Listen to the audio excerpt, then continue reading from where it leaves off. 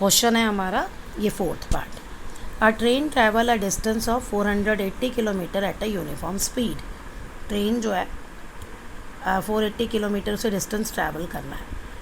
अगर वही स्पीड को हम 8 किलोमीटर पर आवर लेस कम कर दें तो then it would have taken 3 hours more to complete the same distance. तो वही 480 कंप्लीट करने में इस ट्रेन को 3 घंटे ज़्यादा लगेंगे।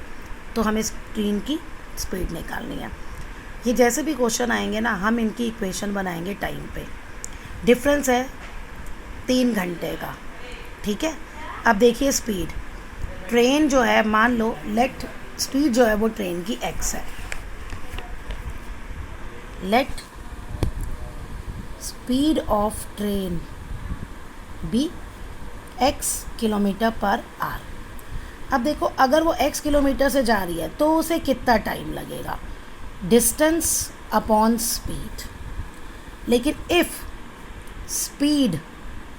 स्पीड जो है वो हमने क्या कर दी, 8 कम कर दी, तो स्पीड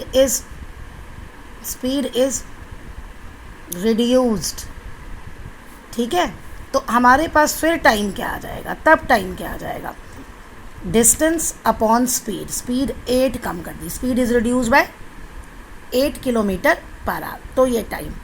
अब आप सोचिए कि इन दोनों में से बड़ा कौन सा नंबर है, ये बड़ा है या ये बड़ा है। अब ये देखो डिवाइड में जब हम कम कर देते हैं तो वो जो आंसर आता है क्वोशंट वो बड़ा आता है।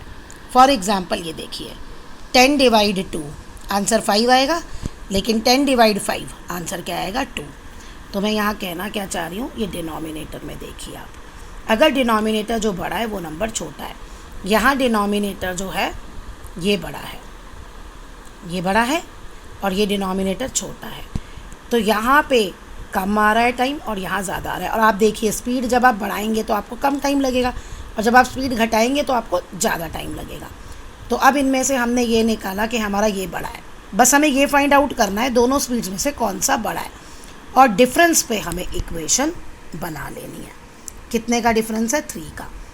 अब इसमें आप जब इसे सॉल्व करेंगे तो यहाँ आप एलसीएम लेंगे, एलसीएम इन दोनों का मल्टीप्लाई आ गया, इसको इससे डिवाइड किया, x बचा, ये ऊपर इससे मल्टीप्लाई हो गया।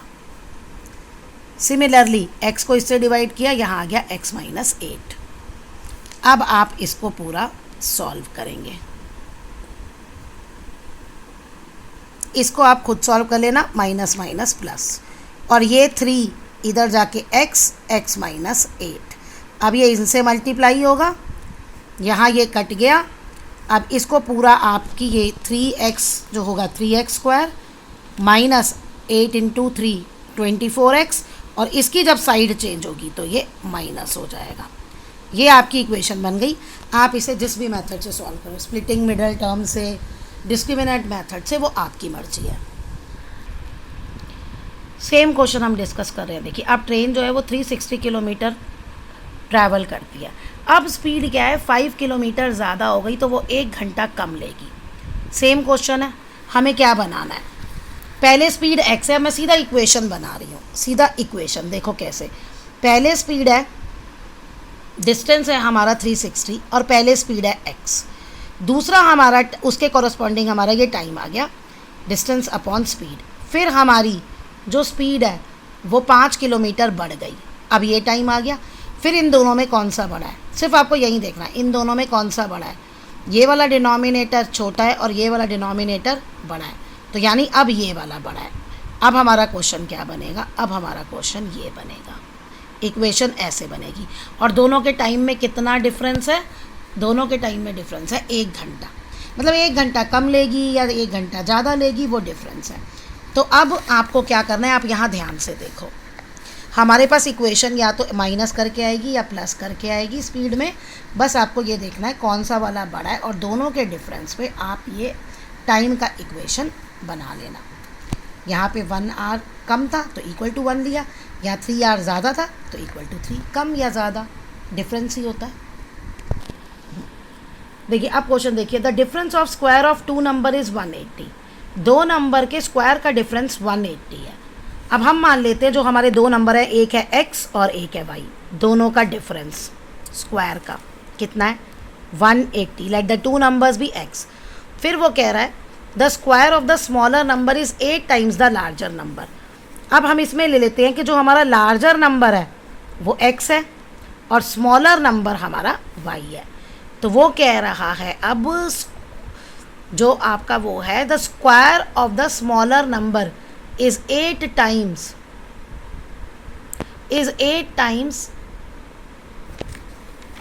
the square of the smaller number is 8 times the larger number।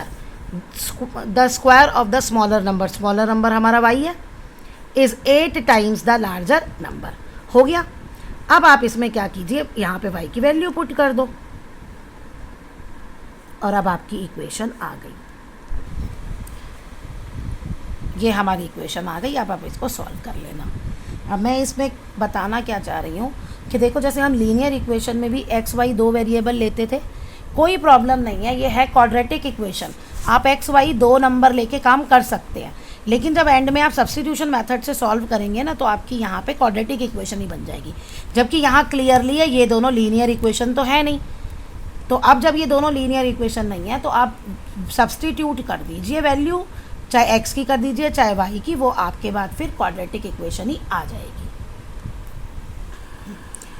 In a class test, sum of Shefali mark in mathematics and English is 30. She had got 2 more marks in mathematics and 3 marks less in English. The product of their marks would have been 210. Find her marks in 2 subject. चलो हमें निकालने हैं दोनों subject के marks. Let marks scored by Shefali in mathematics be x and marks scored by Shefali in English be y। अब पहली equation जो वो कह रहा है सम दोनों को यानी प्लस कर दिया जाए तो 30 है। ये मेरी फर्स्ट इक्वेशन बन गई। अब वो कहते हैं शी हैड गेट, अगर उसको 2 मार्क्स मैथ्स में ज़्यादा मिले होते, मैथ्स में अगर उसको 2 मार्क्स ज़्यादा मिले होते और इंग्लिश में 3 मार्क्स कम मिले होते, तो इंग्लिश में 3 मार्क्स कम मतलब ये है। तो कहते हैं प्रोडक्ट मतलब मल्टीप्लाई, इन दोनों का मल्टीप्लाई कितना होता है 210। देखो मैंने फिर यहाँ एक्स वाई वेरिएबल यूज़ किया है, तो अब आप यहाँ से y की वैल्यू 30 माइनस x ये यहाँ पुट कर देना तो आपका आंसर आ जाएगा, इक्वेशन बन जाएगी। आप इसे सॉल्व कर लेना, क्वाड्रेटिक इक्वेशन बनेगी, सॉल्व करोगे आंसर आ जाएगा। Next question, a cottage industry produces a certain number of pottery articles in a day. Pots बनाती है, वो कैसे बनाती है, क्या कंडीशन है वो देखो। ये देखा गया किसी पर्टिकुलर दिन में cost of production of each articles rupees में was 3 more than twice the number of articles produced on that day. यानी हमें 2 फैक्टर दिए हैं, एक तो कॉस्ट और एक नंबर ऑफ आर्टिकल्स। अब वो क्या रहा है, कॉस्ट ऑफ प्रोडक्शन, मान लो नंबर ऑफ आर्टिकल्स जो वो बनाती है एक दिन में, number of articles produced in 1 day be x. अब वो कह रहा है जो इन आर्टिकल्स को बनाने में कॉस्ट लगती है, let cost of 1 article be y rupees. अब एक दिन में अगर आपके x आर्टिकल्स बने तो टोटल कॉस्ट क्या हो जाएगी एक्स वाई, क्योंकि ये एक आर्टिकल की कॉस्ट है।